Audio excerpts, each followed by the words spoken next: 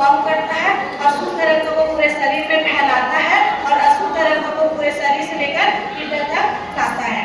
उसके बाद हमारा दूसरा ऑर्गन है मसल्स। मसल्स ही हमारे शरीर को मूवमेंट करने के लिए, गति प्रदान करने के लिए और हमारे शरीर को सहारा प्रदान करने के लिए महत्वपूर्ण कार्य करता है। उसके बाद है हमारा रिब्स है। ये जो रिब्स होती है वो थोड़ा सा मुलायम हड्डी होती है जो हमारे हृदय को क्या करता है, सुरक्षित करने का काम करता है। हृदय है, फेफड़ा है, उसको सुरक्षित करता है। और उसके बाद ये होता है हमारा फेफड़ा।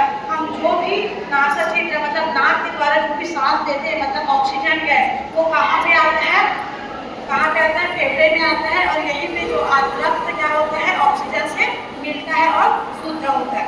उसके बाद हमारा ऑर्गन, अगला ऑर्गन आता है हमारा लीवर है, पैंक्रियाज है, स्टमक है। ये क्या होता है, जब भी हम भोजन ग्रहण करते हैं तो भोजन माउथ से होते हुए ग्रास नली में आती है ना। माउथ में क्या होता है, लाल ग्रंथि के द्वारा भोजन मिलता है, थोड़ा बचता है।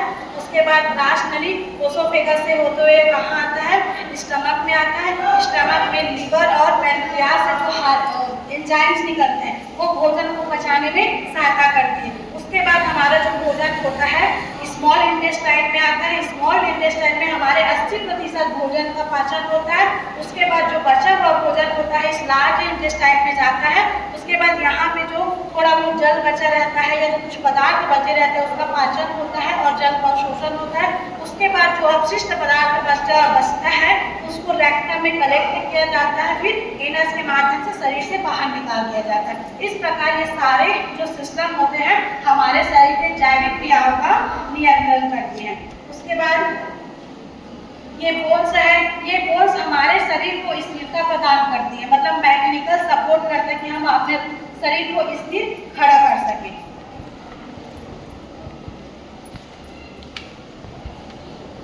ये अपना स्कल है ना, ये जो हमारे स्कल जो होते हैं ये हमारे ब्रेन की सुरक्षा करते हैं, ठीक है। उसके बाद ये हमारा ब्रेन होता है। इसी ब्रेन में बहुत सारे मतलब पिट्यूटरी ग्लैंड पाया जाता है जो अनेक प्रकार के हार्मोन्स का निर्माण करता है ना। हाइपोथैलेमस होता है, पिट्यूटरी ग्लैंड होता है जो हार्मोन्स का सीक्रेशन करता है और पूरे बॉडी में जितने भी जैविक क्रियाएं होती है, चाहे श्वसन, पाचन, उत्सर्जन, जितने भी क्रियाएं होती है उन सारे क्रियाओं पर नियंत्रण करती है, ठीक है। तो ये सब जो होते हैं हमारे ब्रेन या मस्तिष्क में उपस्थित होते हैं। इस प्रकार ये सारे ऑर्गन मिलकर हमारे शरीर के जैविक क्रियाओं पर नियंत्रण एवं